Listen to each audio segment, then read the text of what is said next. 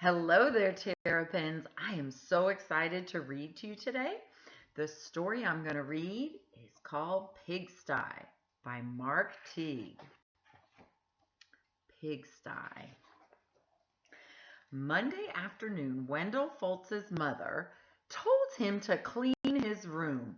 It's turning into a pigsty, she said. Wendell went upstairs. Much to his surprise, a large pig was sitting on his bed. "Pardon me," said Wendell. He shoved some toys into his closet, but the pig didn't seem to mind the mess. And Wendell found that he didn't mind the pig either. He decided to take a break. When Wendell's mother came to look at his room, the pig was hiding, but the mess was still there. Wendell's mother threw up her hands. "Okay, Wendell," she said, "if you want to live in a pigsty, it's up to you." Wendell could hardly believe his luck. Now I can live however I want. He didn't even worry when he came home on Tuesday and found a second pig in his room. The mess had grown a bit worse, but he was able to jam most of it under his bed. "Pigs are all right," he said, "as long as it's only one or two." In fact, they had a wonderful time.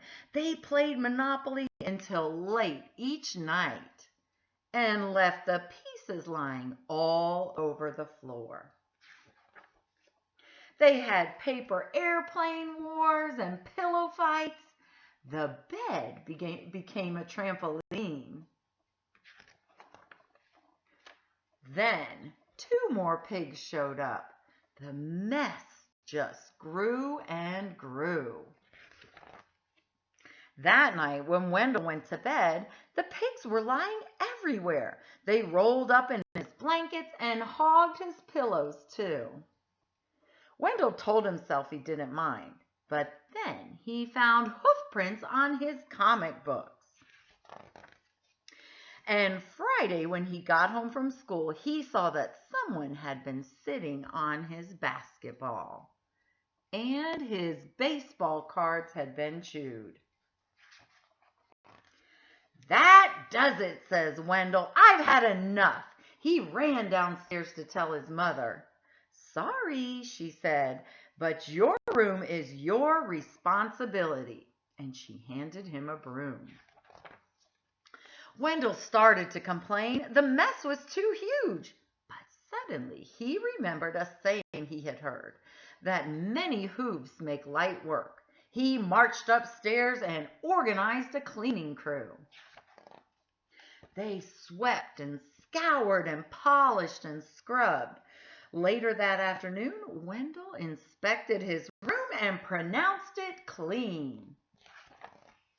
In fact, it was a bit too clean from a pig's point of view.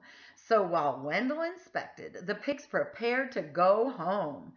One of them made a phone call, and a farm truck came to pick them up. They hugged and grunted and oinked goodbye. From that day on, Wendell kept his room clean, except for those nights when his friends came by to play Monopoly. The end.